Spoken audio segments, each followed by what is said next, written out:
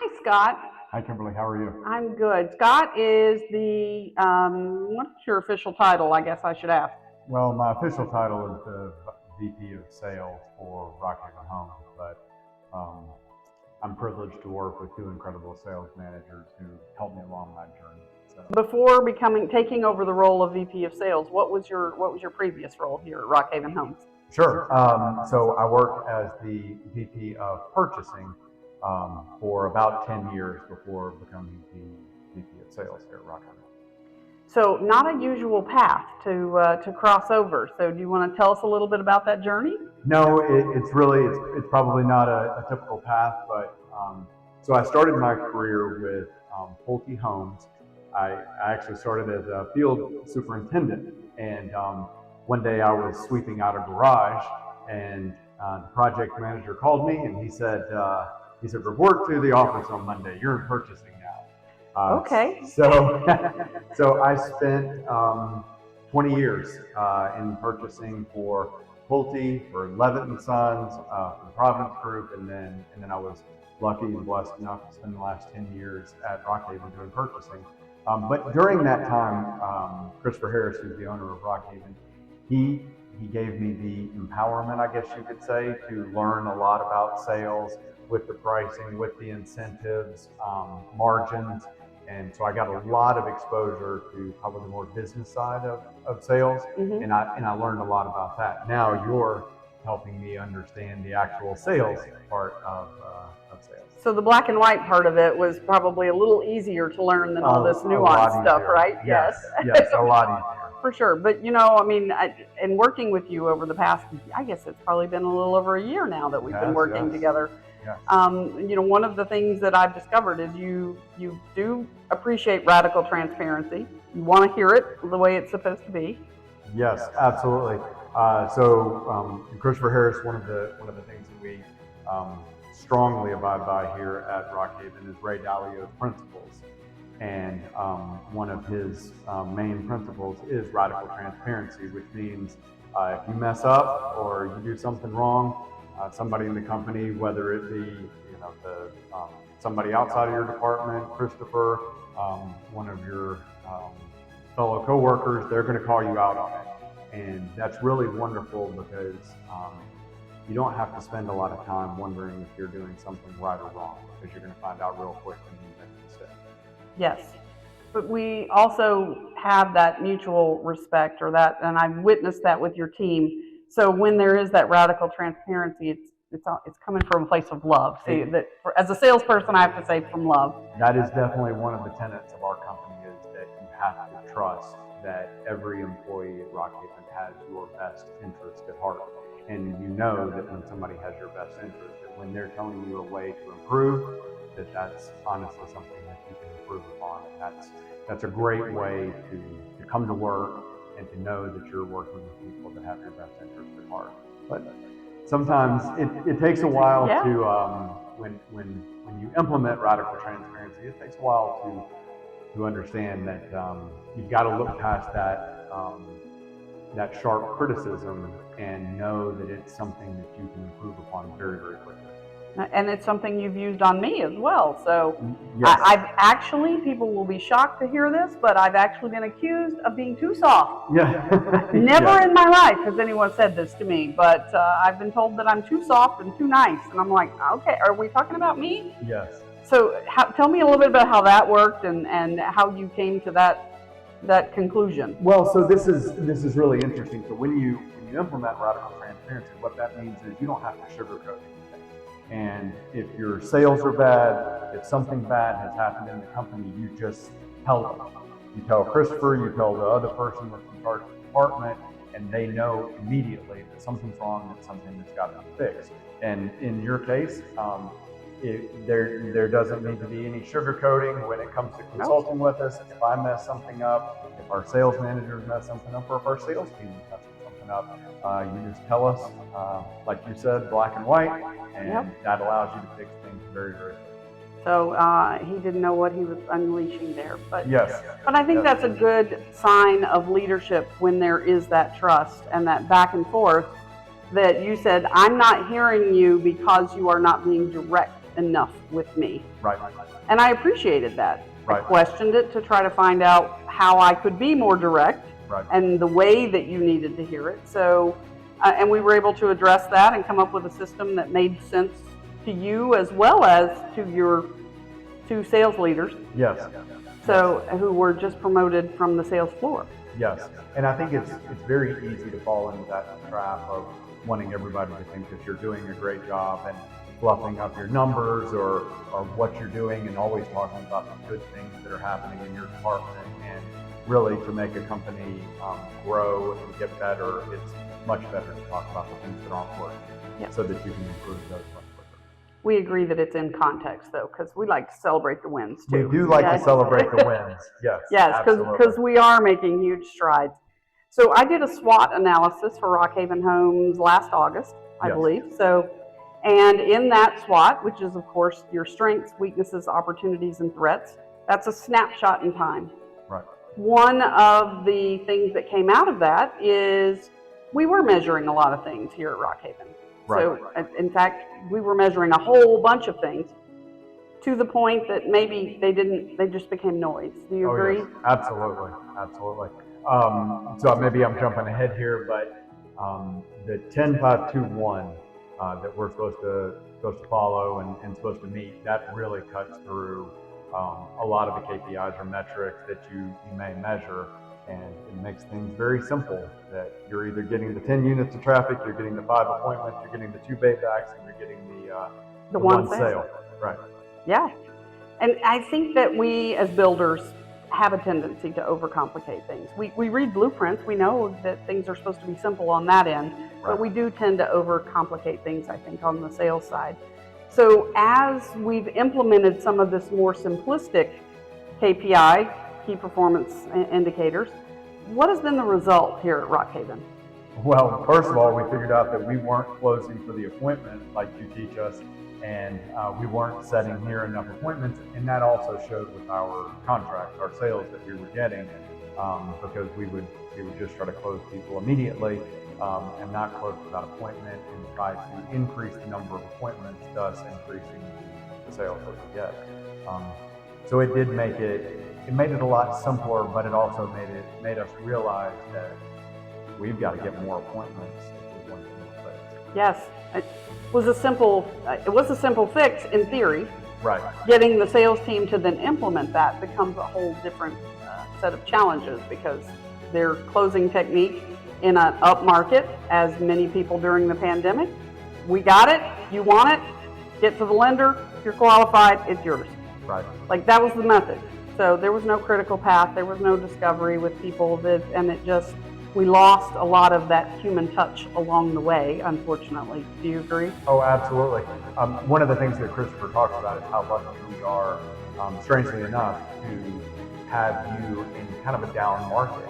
Because, like you said, if you were going to sell, if every customer that came in got in line and wanted to buy that house, and they were willing to pay more and more and more for the house, you don't learn anything.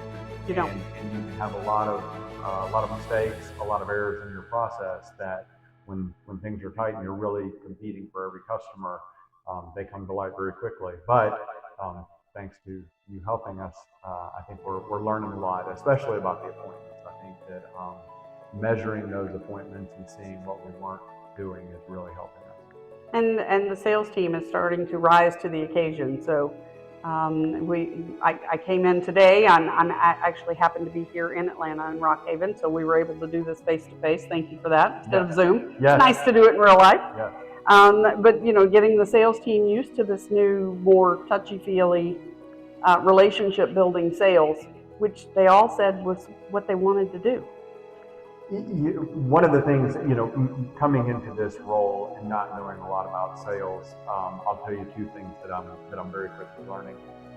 You assume when a sales advisor has been working for a number of years for other larger competitors, that they've been trained in some magic way of selling homes, and the reality is that most folks haven't. No. And they're learning from what their partner did, or maybe from somebody else that kind of told them what they thought it should be. And thanks to your program and your critical steps, it really shows them what the selling process can and should be. the other part of this that I found, which is really because I'm working with you and because you do have that operational background, you've been able to go, all right, we're doing this. I didn't have to go through 12 layers. We've been able to hold the accountability part to a level that I am not often able to do with a company because they're not willing to go there. They kind of fight it, but what we've seen is this dangling of carrot and stick has been transformative, has it not? It really has, and that goes back to radical transparency and trust, because Christopher places an inordinate amount of trust in me and in Trina and Tiffany. So when you're able to tell people that things are going wrong, when you're able to tell the owner of the company or the CEO that things are going wrong and here's what we're trying to fix, and you're not hiding things, then they allow you to make those corrections themselves. But when you try to hide them, they become skeptical. That's when the layers start popping up. Yeah. But we don't have that here. If you tell us to fix something, we're going to fix it immediately. It's pretty cool. I've kind of enjoyed it. But you know, for me to be able to have, we just did a full round of mystery shopping, and so the sales team had been, yay, they're willing participants in our trainings. They have a lot of fun when we have our training, and I see that across the country. And I know a lot of my counterparts come in and provide this really great training. Right. But without the accountability part of it, we don't see change, and we don't, and definitely not the radical change that we're trying to make here. Right. And I think that, you know, I know I sound like a broken record, but we extend the radical transparency to our sales team as well. And although we celebrate their wins, we also point out the areas where they can improve. And that's just something that I think a lot of companies, they just want to celebrate the wins and not talk about what's going wrong. And then they make these drastic changes with their sales team, and it makes everybody scared. And we don't have a company where everybody is scared. We have a company where everybody's learning and they want to learn. And we've been validated by that with people calling me up going, what the heck is happening at Rockhaven Homes? Right. So I think that also speaks to, now you did something that I wouldn't have necessarily advised. You promoted 2 salespeople from the floor, 2 of your best salespeople. And normally I think I had an audible gasp when I heard that you did that. Mm-hmm. Now, it's working out pretty well, isn't it? It is. I don't know if it's luck. I don't know that much about the way other sales teams are constructed, but when I was thinking about our sales team, I was thinking about how lucky we are that Trina and Tiffany are so empathetic. And I think that they really, really care about their team members. And, you know, it's interesting. I've had this conversation with Christopher several times. We want to make our numbers, right? We want to hit our budgets. But everybody understands the market. Everybody understands that if we're trained and we're on the right path, the budget is not the end goal. The end goal is creating the best possible, most well-trained sales team in the country. And if you get there, the contract will follow. So having Trina and Tiffany being promoted from within, it does a couple of things. One, it allows the sales team to see one of their own in a management position. They know they can talk to them. They know they've been there. They know they've been there with the same company. They know the problems. They know the inner workings of the company. So it really helps them a number of things. It does. And you said they have the empathy card. The other thing that both of these ladies have is drive. Yes. And I think if you have the drive and the empathy card, they're also very coachable. Very. If I ask them to do something, I have a high confidence. If they don't understand it, or they're going to come back, they're going to ask me, Yeah. and then they're going to go and boots on the ground. That's what we're doing. Yes. You don't always get that. Yes. Because usually good salespeople are very good at selling us too. Yes. Yes. And I will say that is one thing that radical transparency, it's a constant battle. Don't sell me. Tell me what's wrong, and then let's go fix it. So that's they're getting better at it, but even I have to work on it to not make things sound better than they are. And it is something we fall into. Now, numbers don't lie, and you and I are both fans of Gino Wickman's traction. the Yes. EOS system. Yes. I know Mr. Harris is as well. Yes. So, which is, we were already speaking the same language, but if we could wrap this up a little bit by tying that into this and how that applies and how, I mean, because even the way you're using it is different than the way I'm using it with some of my other builders. And so I'm interested to hear how you're tying all of that together and how that allows you to actually move the needle.